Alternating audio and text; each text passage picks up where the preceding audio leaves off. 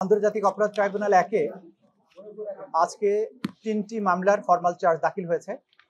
এই 3টি মামলার মধ্যে প্রথম দুটি হচ্ছে বিগত সরকারের আমলে 15 বছর ধরে চলা যে সমস্ত গুম এবং গোপন বন্দিশালায় আটক, নির্যাতন, হত্যাকাণ্ড সহ নানান ধরনের যে অপরাধ হয়েছে সেগুলোর ব্যাপারে এই প্রথম দুটো মামলার চার্জশিট দাখিল হওয়ার পর প্রেক্ষিতে চিফ প্রসিকিউটরের অফিসের পক্ষ থেকে আমরা ফরমাল চার্জ দাখিল করেছি আদালতে সেই ফরমাল চার্জগুলো আমরা প্লেস করেছি।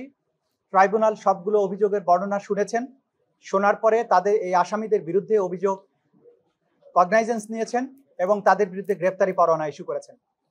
মূলত যে দুটো চার্জশিট এখানে এসেছে সেগুলোর একটি হচ্ছে গত 15 বছর ধরে চলার সময়ে র্যাপিড অ্যাকশন ব্যাটালিয়ন বা র্যাব বাহিনীর কিছু বিপদগামী সদস্য যারা উত্তরাস্ত্র টিএফআই সেল এবং র্যাবের বিভিন্ন গোপন বন্দিশালায় বিভিন্ন ভিন্ন মতাবলম্বী রাজনৈতিক কর্মী, সাংবাদিক, ব্লগার, ভিন্ন চিন্তার যারা ধারণ করতেন, যারা সরকারের কর্মকাণ্ডের জন্য বাধা হয়ে দাঁড়িয়েছিলেন, সেই সমস্ত লোকদেরকে গোপন কারাগারে আটক রেখে নির্যাতন করা হয়েছে।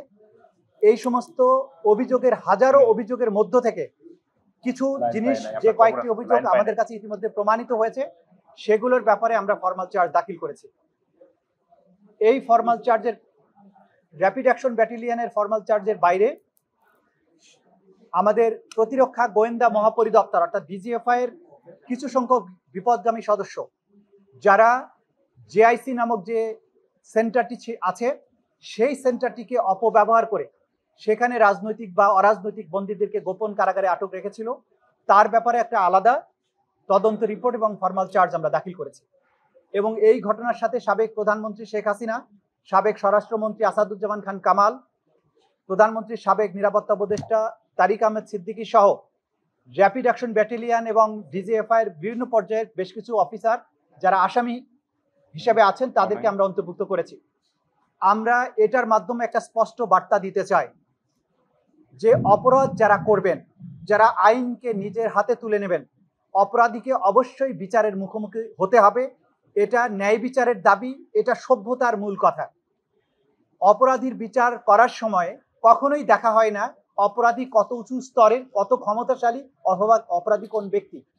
আমরা যেমন এখানে আসামি করেছি সাবেক প্রধানমন্ত্রীকে, সাবেক আইজিপিকে, স্বরাষ্ট্রমন্ত্রীকে, ক্যাবিনেটের সদস্যদেরকে, তেমনি বিভিন্ন বাহিনীতে যারা দায়িত্ব পালন করতে গিয়ে জনগণের আস্থা, জনগণের বেতন নিয়ে ইউনিফর্ম পরে রাষ্ট্র, সংবিধান এবং আইনের বিরুদ্ধে অবস্থান গ্রহণ করেছিলেন, অপরাধ করেছিলেন, তাদের এই অপরাধের দায় কেবলমাত্র এই ব্যক্তিদেরই।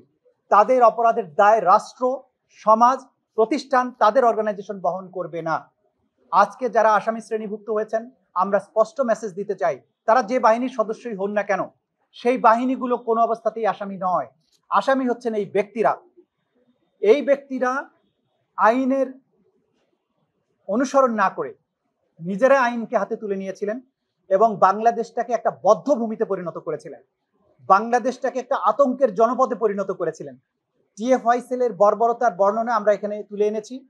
কিভাবে মানুষকে আটক রেখে টর্চার করা হতো, ইলেকট্রিক চেয়ারে ঘুরানো হতো, ইলেকট্রোকিউট করা হতো, জননাঙ্গে বৈদ্যুতিক শক দেওয়া হতো, হাত পা কেটে ফেলা হতো, নারী ভুড়ি বের করে ফেলা হতো, পৈশাচিক নির্যাতন করা হতো। এই যে তাদের তৎপরতাগুলো ছিল, একদিন না একদিন প্রত্যেক অপরাধীকেই বিচারের মুখোমুখি দাঁড়াতে হবে, এটাই হচ্ছে মেসেজ।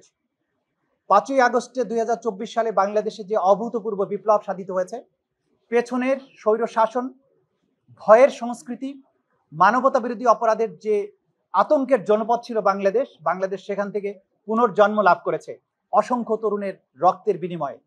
এই নতুন অর্জিত যে স্বাধীনতা, সেটা তখনই সফল হবে যখন পেছনের যারা অপরাধ করেছেন তাদেরকে বিচারের মুখোমুখি করা হবে, আইনসম্মত উপায়ে এই সমস্ত বিষয়টাকে নিষ্পত্তি করা হবে।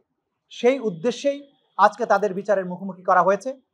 স্পষ্ট মেসেজ হচ্ছে, কেউই আইনের ঊর্ধ্বে নয় এবং কোনো বিচারহীনতার সংস্কৃতি বাংলাদেশে আর চলতে দেয়া হবে না।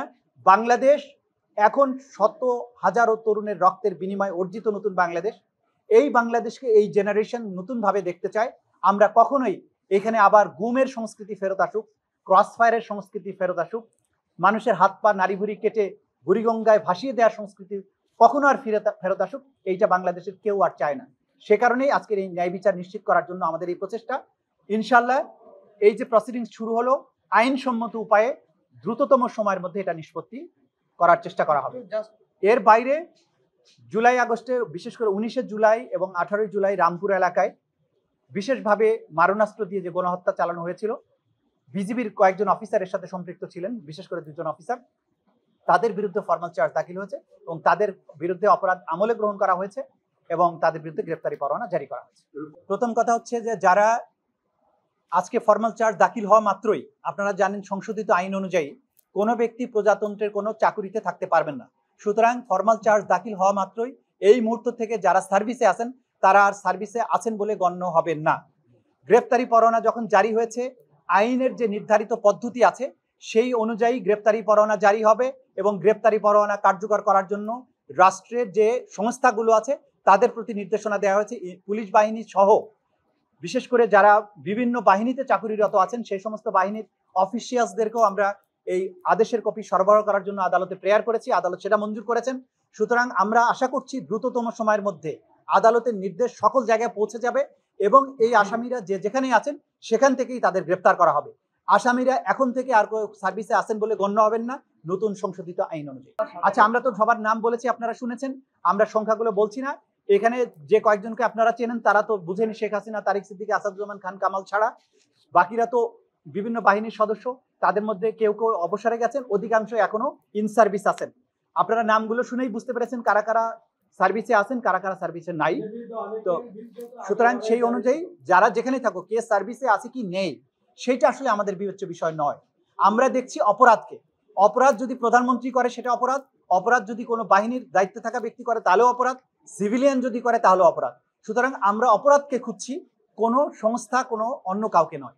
হ্যাঁ, সেটা তো আছে, যাদের বিরুদ্ধে আগেই গ্রেপ্তারি পরোয়ানা জারি হয়েছিল, আজকে তাদেরকে দ্বিতীয়বার, যেহেতু ফরমাল চার্জ দাখিল হয়েছে, কগনাইজেন্স নেওয়া হয়েছে, ওই ফরমার যে ডিজি যারা অবসরপ্রাপ্ত হয়েছেন তাদের বিরুদ্ধে নতুন করে আজকে আবার গ্রেপ্তারি পরোয়ানা জারি করা হয়েছে।